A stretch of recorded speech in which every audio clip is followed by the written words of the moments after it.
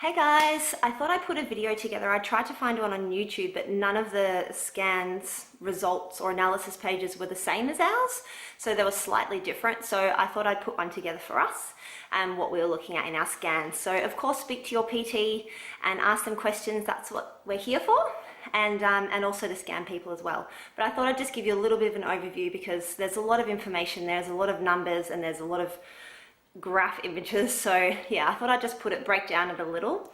But I also wanted to just really put out the message that everything that comes back in your scan is just kind of to tell you a little bit about what's going on with your health. And then with that, we can go, okay, what do we need to do?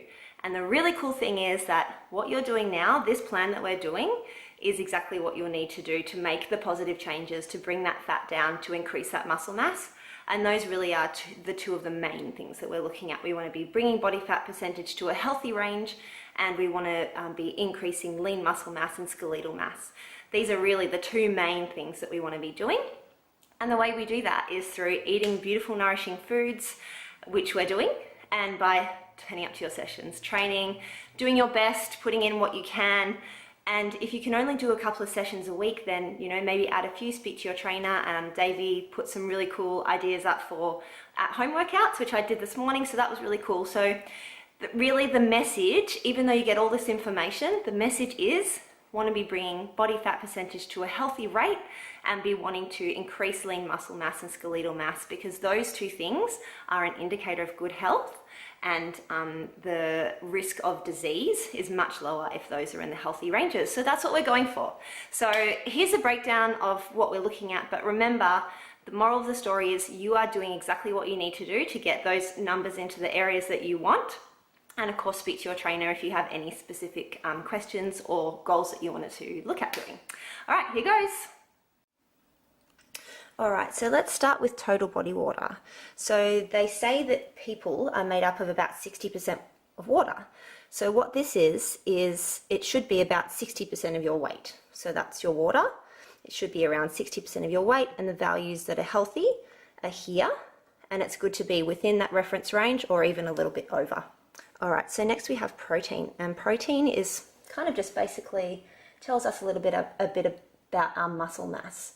And having good muscle mass is very good for us. So you want your protein levels to be within or a bit over the reference ranges.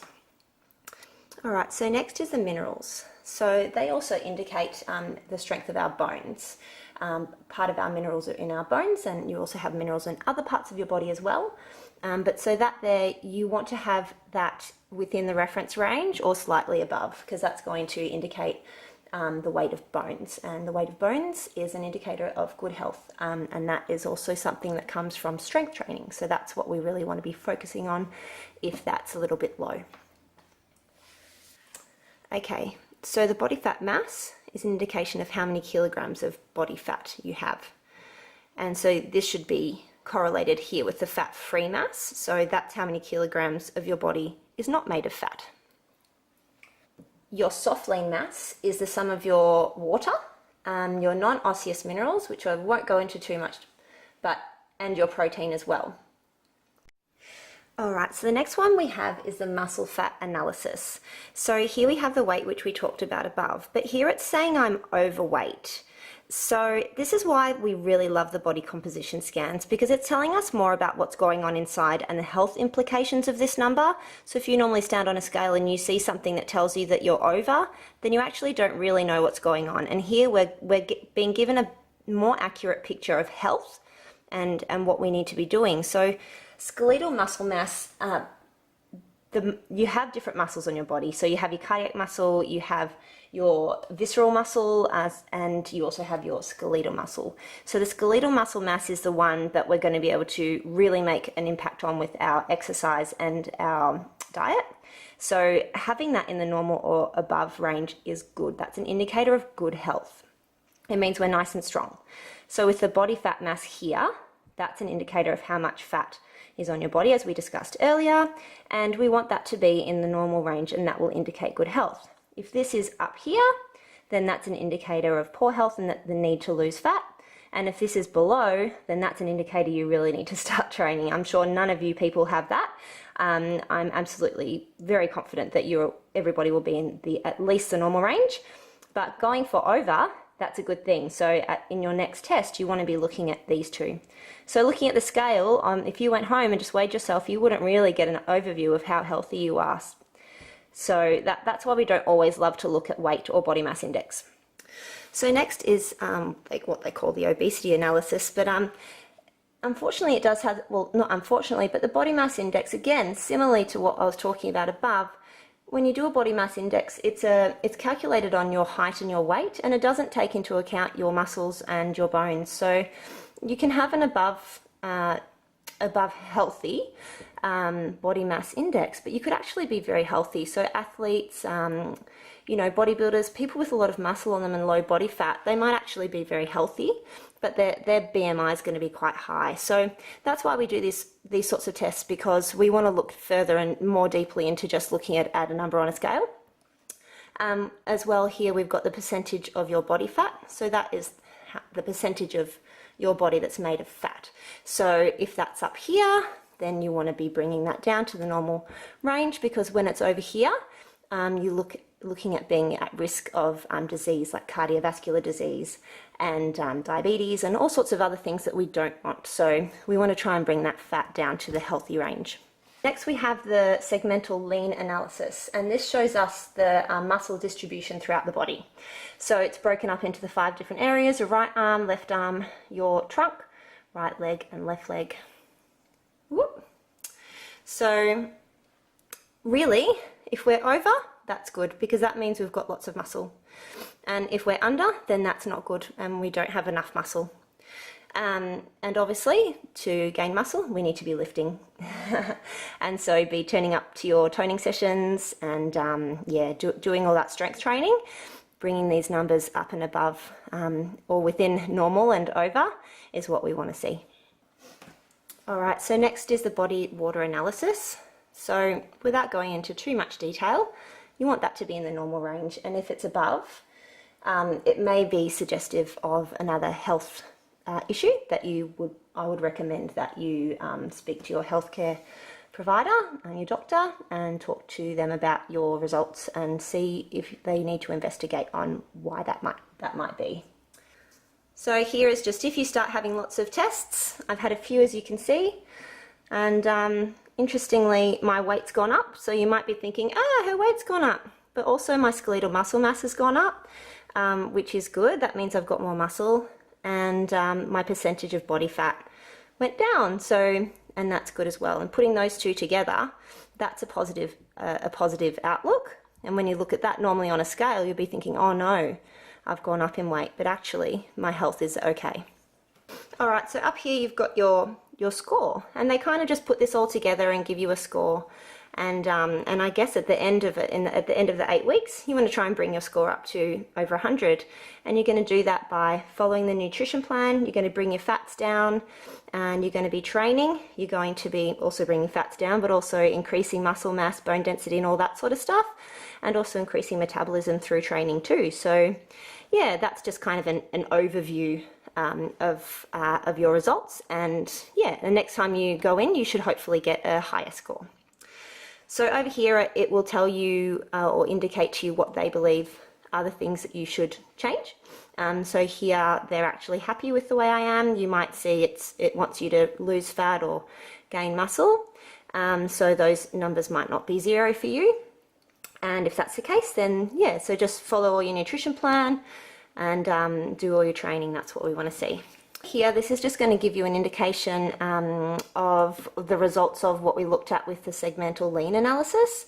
So if you've got a lot more upper body strength and a lot less lower body strength, then it's going to say that you're slightly or extremely unbalanced. And what that just means is that you might need to look at your training and swapping that around to ensure that you're more balanced. So that might mean if you need to be doing a bit more leg exercises or going higher in weights for your legs, whatever it is, speak to your trainer about that if you're unbalanced, and you guys can work together to figure out what's the best way forward to get you back into the balanced. Shows us a comparison between the segmental fat analysis and the ideal fat mass in that particular section. So an ideal fat mass is displayed as 100% or less. So what this is saying here is that my right and left leg and my right and left arm have got an okay amount of fat in them. My trunk, however, that's my belly, that's got an above. So that's where I'm holding my fat, basically, is what that's saying. My fat over in my limbs is fine, but this is where I'm holding my fat. So that's what that one means. This here is just your circumference. So if you're going to get your measuring tape out, that's the results for that. So you don't have to do that, which is nice and easy. All right, so the waist to hip ratio, that's an indicator of health because we want your waist to be smaller than your hips. If your waist is bigger than your hips, then it's just going to indicate that you have a bit too much fat, and that is an indicator of poor health and being at risk of disease. So we want to see that within a healthy range, and your ranges should be on your sheet. Visceral fat, so yeah, if your waist to hip ratio is up, it's above, then you want to be bringing that down. Your visceral fat level. So your visceral fat is the fat around your organs. This is the fat that we don't like. So if you've heard of skinny fat, people can look skinny on the outside but have high visceral fat, and that just means that you're at risk of diseases again. So visceral fat level, we want that to be under 10, and if it's above 10, then that just means we need to get your fat levels down, which of course is going to be done through following your nutrition plan and your exercise too. Okay, so next we have intracellular water, which is just the amount of water that's inside of your cells. So mine is a little bit above because the more muscle you have, the more water you have in your cells. So that's why mine's a little bit above, but that's not a bad thing. And extracellular water is just the water on the outside of your cells. So keeping in those reference ranges is what you're looking for.